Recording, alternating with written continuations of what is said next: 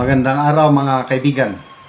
Bigyan natin ng reaction, opinion ngayon itong post ng Banateros 2.0, 20 minutes ago. Breaking. President Ferdinand Marcos Jr. is scheduled to travel again sa abroad. Think 28, baka bukas babalik from Malaysia. Baka from Malaysia, diretso na siya sa South Korea naman ngayon. Ito. Scheduled to travel to South Korea to attend the 32nd APEC Economic Leaders Meeting from October 30 to November 2, according to Department of Foreign Affairs. Tuloy-tuloy na naman.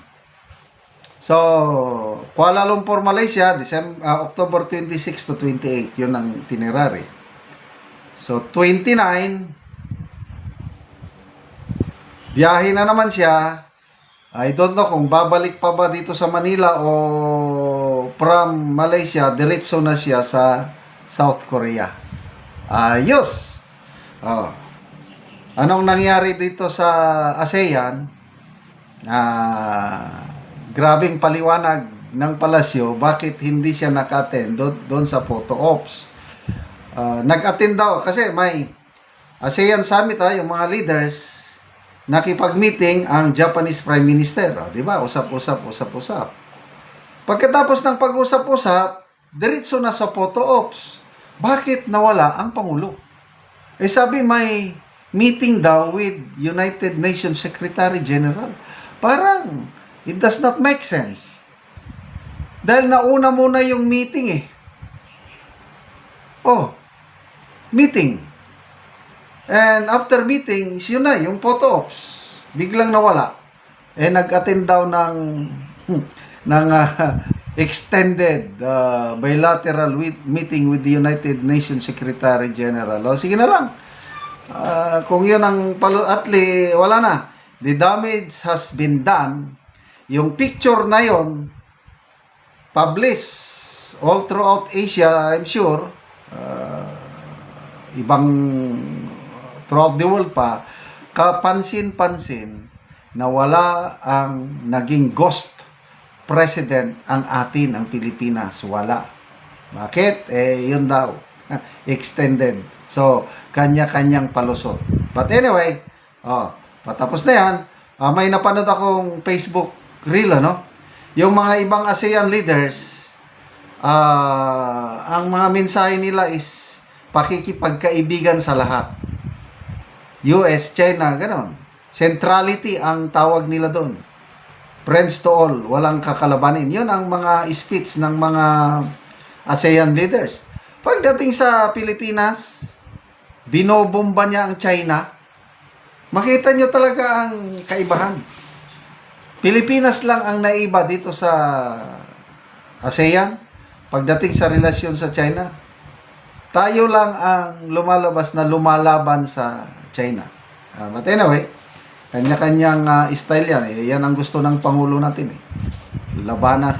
Tapos, mayroong last month ba yun? Mayroong yung ambassador natin sa China, ini-encourage niya ang mga Chinese businessmen na mag-invest sa Pilipinas.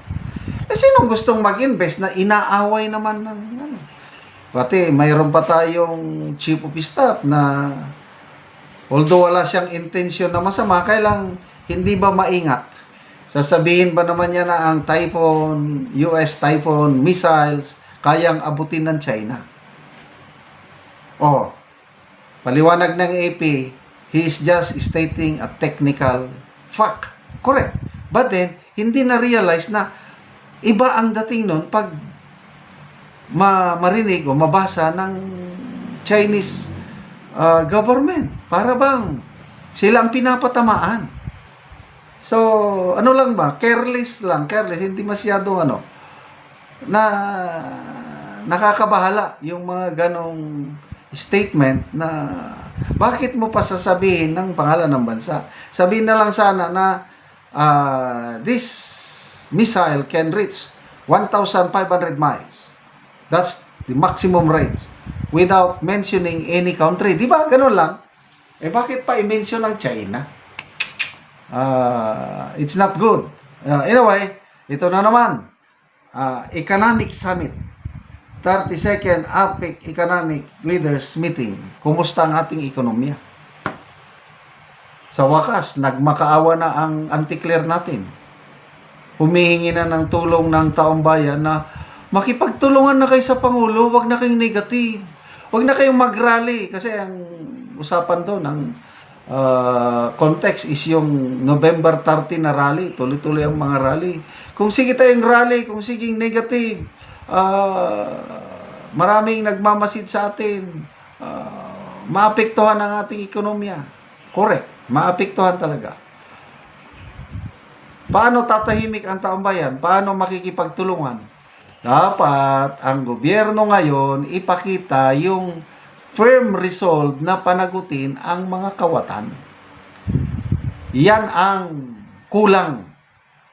Pati mga business, labor and religious groups nagpapahayag ng pagkadismaya na kulang ang ginagawa ng gobyerno. The president should act more decisively. Yan ang panawagan. Kasi parang malamya yung dating itong investigation sa flood control. Parang may tinatabunan. ICI hearing, bakit ayaw i-live stream? Kung ano-anong rason na nag-announce na sila, i-live stream, the following day, huwag na naman daw. Dahil pag-aralan pa, gagawa pa ng parameters.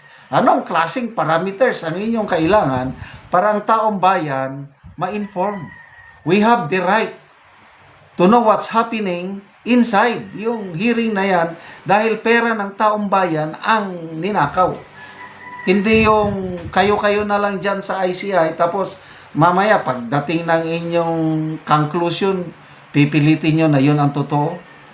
No way. Kung gusto nyo na pagtiwalaan ng taong bayan ang inyong maging findings later on, ipakita nyo sa taong bayan. Bakit kayo tago ng tago? So, good luck sa ating Pangulo. Biyahe na naman.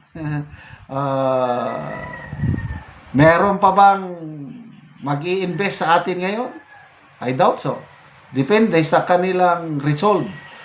Pag walang makulong, walang managot sa mga utak, mastermind, wala na. God save the Philippines. Salamat mga kaibigan sa inyong pagsubaybay sa ating channel. Nakakatulong kayo ng malaki sa tribong Talaandig ng Bukidnon. Ang income natin sa channel na ito, pantulong po sa tribo. Namimigay tayo ng livelihood assistance, nagpapatanim ng saging lakatan at Arabica coffee. Panoorin nyo ang video na ito. Sa area sa kapihan ni Maisi. So mag-abono siya. Kumuna ni ang itsura sa kapi ni Maisi nga duha na kabulan. Mga tambok kaayo. Turo na siya kabangag kay duha naman kabulan. Human sa pag abono pagatabunan para padayon ang pagsuyop sa kapi sa abono. So 5 na ang iyang sanga.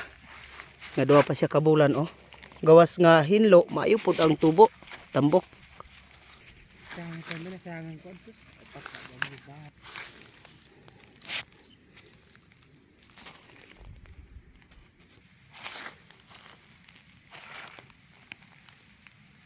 Kuming nananom og kape 29 mi ka pamilya, so kung natanom na nga kape 14,550.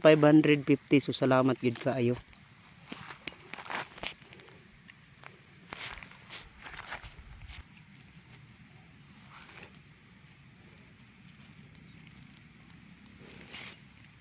Og mo pod ni ang tanom ni Maisi nga bag-o nga wala pa nagbulan. So maayo gyapon ang tubo.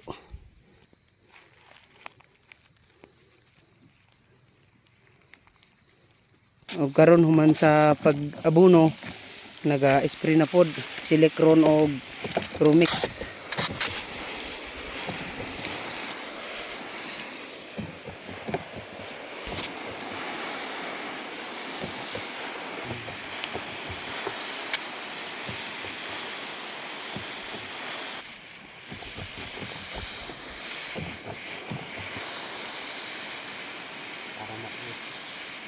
Salamat sa nagsuporta og kape ug sa nagtanaw sa video.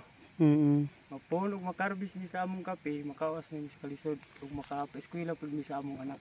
Salamat sa Ginoo. Oo. Salamat kayo. Salamat kayo.